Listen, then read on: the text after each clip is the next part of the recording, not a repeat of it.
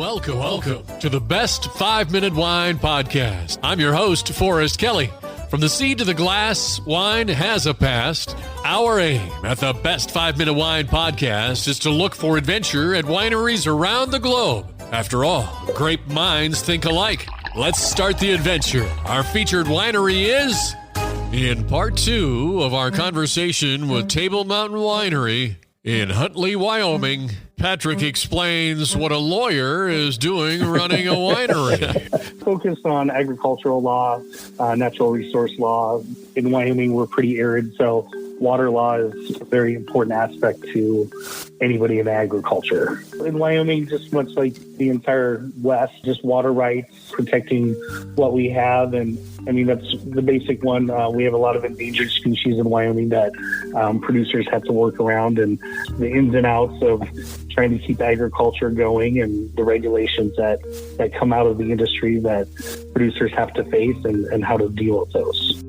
Yeah, you are facing some different obstacles. I see where there are 24 species in Wyoming that are endangered, including the black-footed ferrets, the Canadian lynx, yellow-billed cuckoo, which I'm very familiar with. But I see early on in the farm, before wine became a crop, you had sugar beets, beans, alfalfa, corn. Throughout the decades, our farm has always been a diversified farm. I mean, we kind of changed with the way the industry goes. And in the 2000s, the sugar beet industry was leaving our county and leaving our area. It wasn't, you have to be pretty big scale to stay in it. And so, again, my thesis was just looking at ways to take small acreages, keep them in agriculture, and maybe be able to do something different with them. And, you know, growing grapes is the most value-added ag product you can get from berry to bottle and from the ground up. You're in control of the grapes. And if you choose to go the winery route,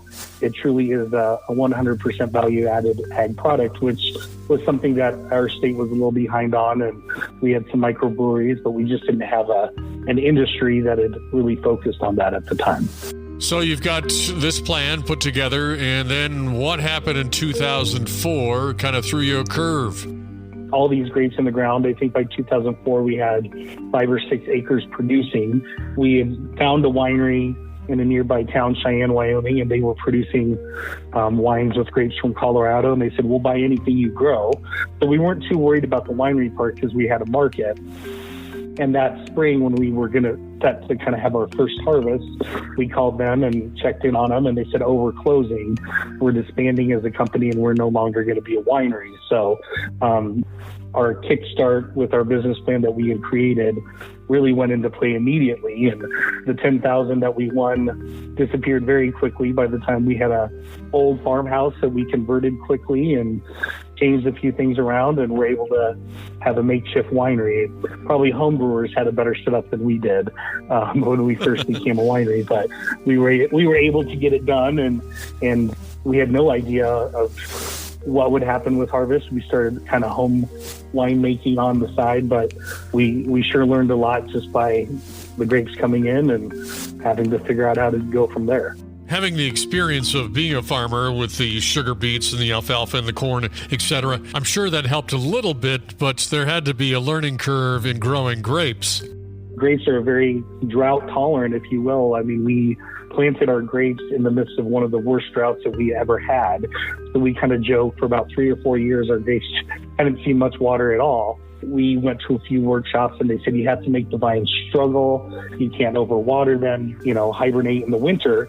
And this was all based on Eastern Nebraska and the University of Nebraska. And we went to a few workshops in the summer, and we were at one place and there was a huge lake there. And they said, oh, we got 6 inches of rain last night. That's just not a lake. It's just a little pond. And we started laughing and we went home immediately and turned on the drip lines to the grapes because we took the whole don't give them water and don't baby them to heart. And our grapes hadn't seen 6 inches of rain in the 7 years that they were developing. And so we took a little different mindset about midstream when the vines were 6 to 7 to make sure we were giving them adequate water. I do think the first years we were tougher than we should have been. That's what makes our climate so rough. We will be in the negative 20 below in December, and then we'll be 100 in July. So our grapes see the spectrum of ranging temperatures. Thank you for listening. I'm Forrest Kelly. This episode of the Best 5 Minute Wine Podcast was produced by iHizzle. If you like the show, please tell your friends and pets and subscribe. Until next time, pour the wine and ponder your next adventure.